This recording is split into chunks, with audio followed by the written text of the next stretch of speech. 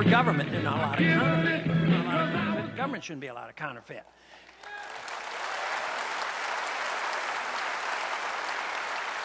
But the reason gold is used is just that it was the most practical commodity to be used as money. It's been known that way for 6,000 years. It's very, very ancient, and it's still not a bad source of money. You know, the other day somebody was after me about this, and how come all the currencies are going down right now? I said, yeah, except gold. And if you'd have seen this coming in the 1960s and gold was $35 an ounce, you know, that wouldn't have been a bad place to park some money. Now it's $1,000 an ounce. So no, gold withstands the ages. If you're going to have government, I would say that you should have either gold or silver. The mistake we made in the 19th century was that we fixed the ratio of gold to silver. We had bimetallism, and that should be freely fluctuating. But the market would probably pick the various commodities, maybe gold and maybe silver, but it should be freely fluctuating. And that would solve the problems. But you don't have to say absolutely everybody has to use gold. But history is betting that gold would probably be used.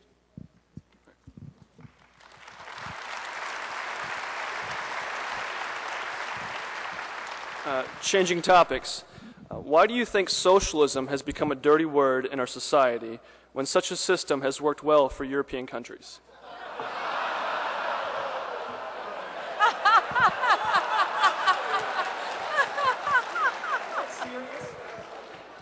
Okay, identify yourself in the audience. There's a lot of people that want to talk to you. It is such an awesome question because you look at the living laboratory of the last 100 years.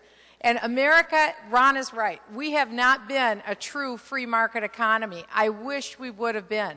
But if you compare the Soviet Union's economy to the United States economy, you look at the progress, you look at the innovation, you look at the developments, you look at the continual increased standard of living, I think I would choose the economy that's been more in line with free markets than socialism.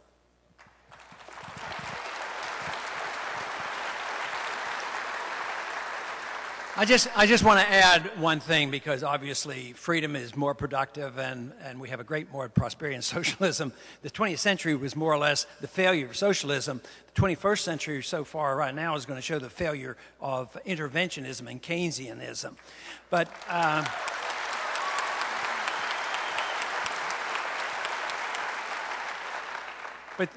socialism, can't work according to Mises, mainly because there's no pricing structure, and that's where we get into our problem. So it can't work, won't work, and we shouldn't give up on it. We have to realize that we've had a grand experiment. Let's not give up on it.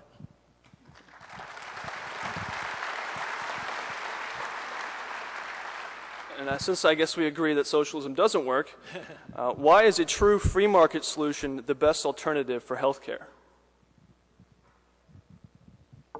Because I think that the free market is the best way to deliver any commodity or any service. And the more important the service, the freer the market ought to be.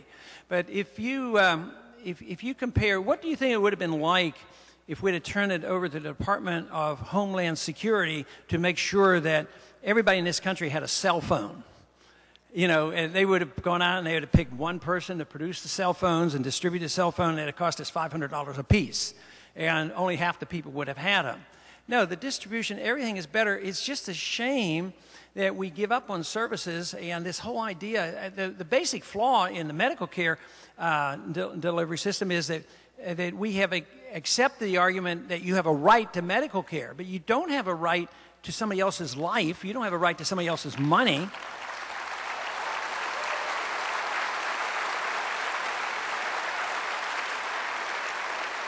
So we should just really, if that's an understanding of the market, once you understand the market, you don't have to try to justify a little bit of socialism in certain areas. That's where the flaw is.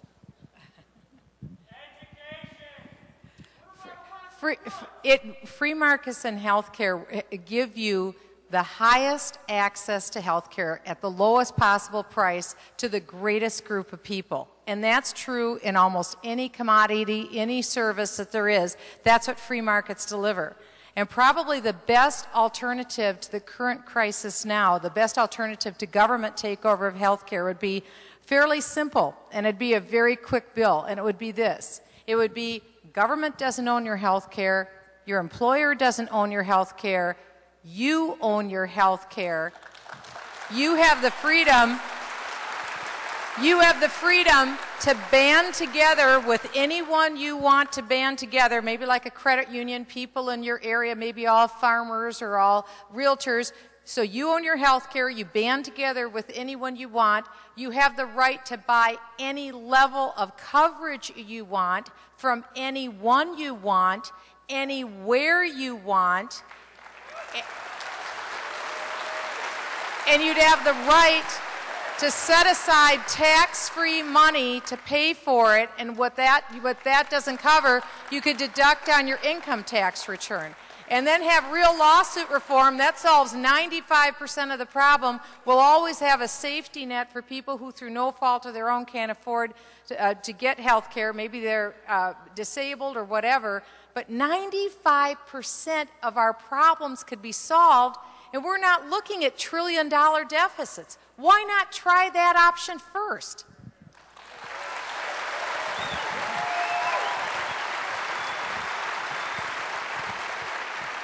This touches on the same topic. Is health care a right? Why or why not? I think I just answered it. No, it's not a right, because you only have a right to your life, and if you had a right to medical care, it would mean you have a right to take it away from somebody else, and you don't have a right to somebody else's life. So whether it's no matter what it is, the government has no authority to give you stuff. It can be boiled down to what Bastiat writes in the law. And I think it's such a simple, clear answer. Bastiat in the law says that if you can't go to your neighbor and take what you want or do anything as an individual, neither can the government do that.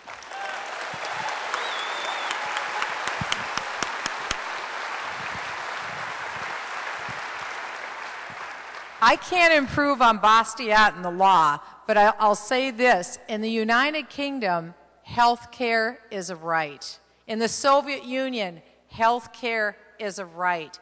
Would you want to get your health care in the United Kingdom or in the Soviet Union, or would you rather get it here?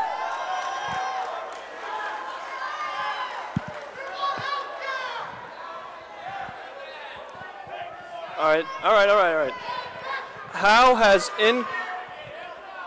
has increased liability on doctors and hospitals affected health care costs, and how will the new health care reform help or hurt this problem? The increased liability on doctors and hospitals affect the cost of health care. Well, I think most everybody understands that the threat of lawsuits does push up the cost of medical care, because the doctor practices almost out of fear. If you go to the emergency room now and your child has a bump on the head, if it were a doctor's kid, they would send the kid home and watch him for a little bit and probably not spend any money. But if you take him to the emergency room, the doctor's under the gun. You know, if there's one chance out of a million that he could miss something, he has to get an MRI. And it's just endlessly. You can't leave the emergency room out without a $10,000 bill. So it is the intimidation. Now, I have a proposal, a piece of legislation that would deal with this, and that is to take it out of the hands of the attorneys. The attorneys like it, and they won't accept this bill because, you know, I think about half the people in Washington are attorneys. But the bill that I have says that it's sort of like a no-fault insurance. The doctor and the patient pays for this bill, and they agree on the arbitration panel. So if the patient comes to me and she's pregnant and having a baby, we buy an insurance policy that will pay for a bad outcome. It's sort of like your car insurance. You pay for bad outcomes, and you don't fight over this, and the attorneys don't get in every time there's a fender bender. So if there's a bad outcome, you go to the arbitration panel, and you've already agreed to this. The attorney's not there. The money goes to the patient and none to the attorney. Today, all the money goes to the attorney, and they scare the wits out of the doctors.